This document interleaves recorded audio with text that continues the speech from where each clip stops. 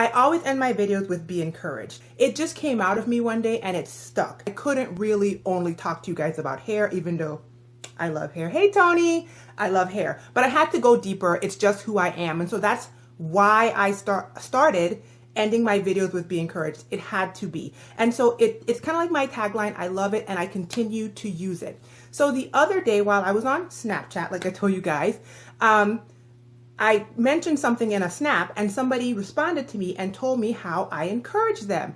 And you guys, I hear this all the time. And spoiler alert, there was a television crew at my house yesterday. You would know that if you would follow me on Snapchat. For some reason, after spending 9-10 hours with us, when the sound man for the camera crew was leaving, he almost seemed like he was about to burst out in tears. I was just trying to talk to the guy about sound and YouTube and that kind of stuff. And somehow we got to talking about marriage and I had to drop some ministry stuff in there with him. I keep connecting with people like that. It's like I am wired to encourage people. So clearly what I think is a natural thing that everybody does maybe might not be that way. You know what I'm saying? Like, which is a lesson. You might think that everybody knows this, but if it's something that you seem frustrated by or you seem perplexed about why everybody keeps telling you the thing that you think is normal, that might be your gift.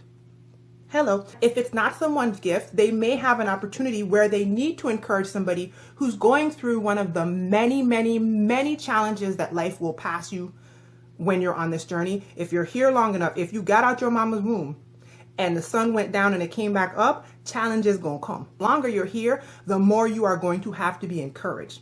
So I wrote down some stuff. Look at me all prepared, Periscope, what? So the first way that you can be encouraging is to share your story. Now, if you're a Christian, like I'm a Christian, the Bible says that we overcome by the blood of the Lamb and the word of our testimony. The testimony is your story. It's your journey shared with other people in some format, right? It could be verbal, it could be visual, it could be dance, it could be creative. You might think that your story has no value, but I think that when you think your story has no value, that's when you have the most value in the mundane, in the what you consider to be small stuff. You may not have gigantic tragedies happening to you, although stay around long enough, something's coming. But even in the small things, you would be so shocked as to how telling somebody your story can be encouraging. I watched a friend's Periscope yesterday, and she shared that she has been struggling with cancer since the beginning of the year, and she is relatively young. And it was shocking. And there were several people in her comment section telling her, I'm a cancer survivor. This person I know is a cancer survivor. And I know that that encouraged her because even though I have not had that particular medical struggle, I have a child that was born with spina bifida and who has not yet walked. I picked those words properly. I know that when other moms, other parents, or other adults who are living with spina bifida and who are growing and triumphing, not just living and existing, but really, really triumphing with spina bifida, share their story with me, it is encouraging. A lot of times we feel like I don't have enough to give. I don't have anything that's going to help. But you just don't know. You know, there's so many things that people have said to me, and I might just be having a bad day, so I can't even really give them the proper feedback to let them know that they were the reason why I didn't run in traffic, you know? And so don't always just think, okay, well, they didn't hoop holler, do a backflip, and run all over the place. Exactly. Your ordinary may be someone's blessing. Your ordinary may be somebody's message for the day. It may be revolutionary. Listen to other people's story. Now, y'all caught me. I don't know if you know this. I like to talk. I can't get no help inside. I know some of y'all know me personally, so people say they run out of topics to talk about. Boom. When you're a person like me, especially, you kind of suck at being a listener sometimes, and so you have to study to be quiet and listen to somebody else's story. Not just so you can be encouraged from their story, but listening to them elevates them, makes them feel prioritized, makes them feel heard, makes them feel seen. And not, this is a cliche, but people say, but it's so true. You can't listen just prepping what you're going to say next. And I mean, if you can't be honest, you can't be helped, because you got to listen to the person's story. Let them tell you, even if you don't think it's a big deal, because I have had plenty of moms tell me how eczema took them out in their children while I'm waiting on brain surgery. And so you can't be like, that ain't no problem. I'm going to tell you a problem. No. The same way how you think your thing is big and their thing might be small, somebody else has it worse than you. And so you can encourage people by elevating them in the moment. Let others know what they are good at. Praise them. Now, we humans, we like to be the center of attention. Well, some people don't, but we like to be acknowledged. You know what I mean? So sometimes we forget to acknowledge others, or we feel some kind of way. Some people, you need to check your spirit, because some people, and you be honest now, some people don't want to tell people what they're good at because they feel some kind of way about it. If you can't freely and readily compliment and tell people when you recognize that they are excellent in something, then that's something about you. Let's say you're a cashier at the Walmart. And I have experienced good cashiers and bad cashiers, right? So you just go into your day every day and people come in and they snipping at you and pooping and popping. And here comes one of y'all off my Periscope, and this person is just so downtrodden. And you say, you know what? You are really good at this. You are excellent at being a cashier. I'm really enjoying you doing this. Thank you. Listen, I've done that before. And the look on the person's face, because in some of these jobs, they're thankless, right? When you stay in a hotel, the housekeeping always looks so shocked when I stop and strike up a conversation with them, because I think they're so used to being ignored. If you have a friend and that friend is an incredible leader, call that thing out of them. Tell them that they're good at that thing. That will encourage them. They may be struggling with what they're good at. They may be having the worst day. They might not have direction. There's so many things during your day to rip you asunder. Be that light that shoots through all those things and lifts the person up, so that other people know that you care. Now, this is another thing. I feel like people don't, I don't know. I'm one of those people where I make fast friends. It's free for me to tell people. I walk up to you, I'm like, mine, I like you, you're cool. I sense that you and I are going to work well together. So that's a gift that you can give people. I'm not saying to walk up and grab somebody and say mine and drag them off, which is kind of what I want to do sometimes. But I'm saying let people know that you care. Patronize businesses, pay money for goods and services. Now, I know how we are. Love a good hookup. I love a good hookup, and I don't always be paying for stuff, okay?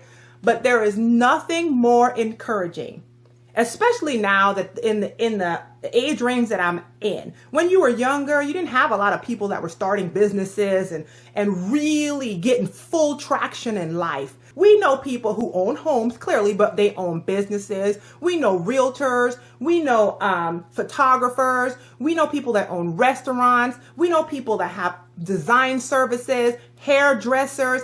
Take them seriously. A prophet is without honor in their own land. It's always your friends and family. You know what I mean? If you want to encourage your sister when she starts her business, now if she's just sitting at home and she ain't really doing nothing, that's another thing. But if she really has started, be the first person to pay for your hairstyle. Be the first person to purchase her little ebook.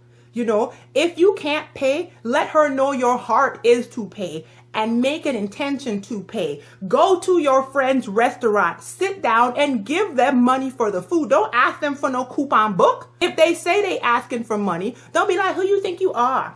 I don't know what your stuff is not up to par. Blah, blah, blah, blah.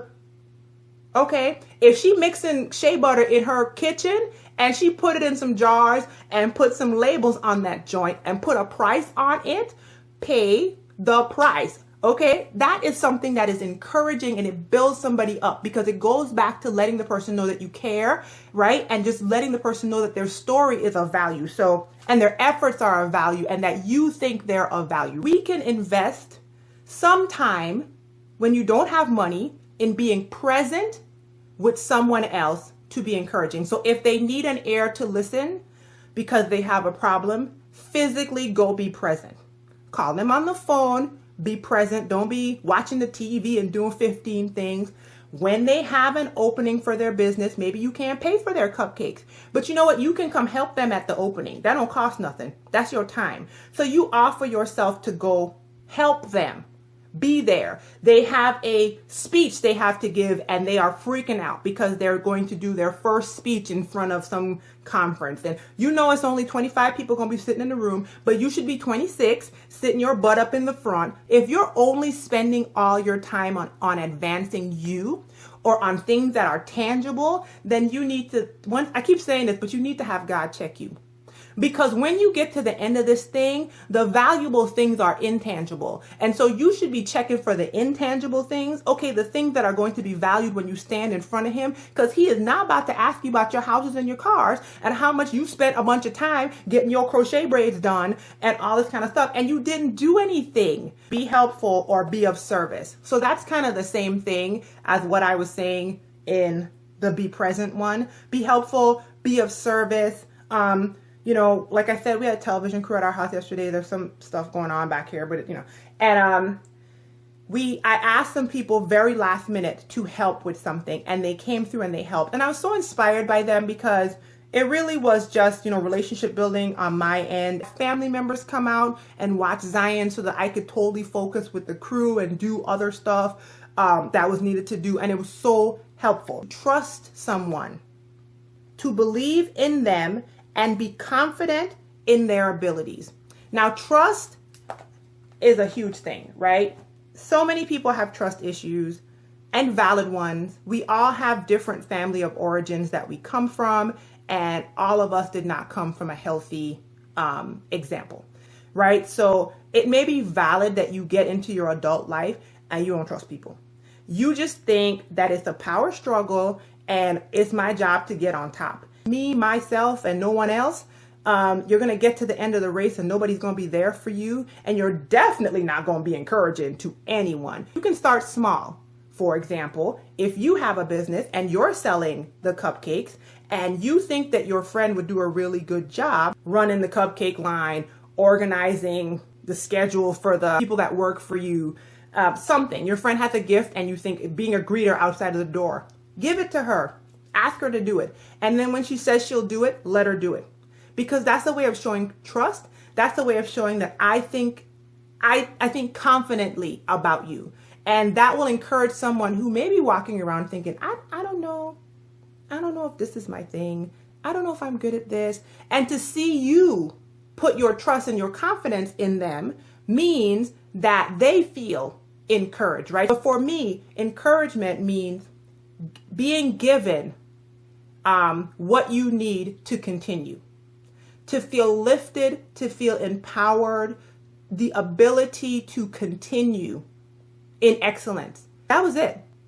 That's what I had, you guys. That was my brain dump. Thank you for all your great comments. And don't forget to follow me everywhere. I love you guys so much.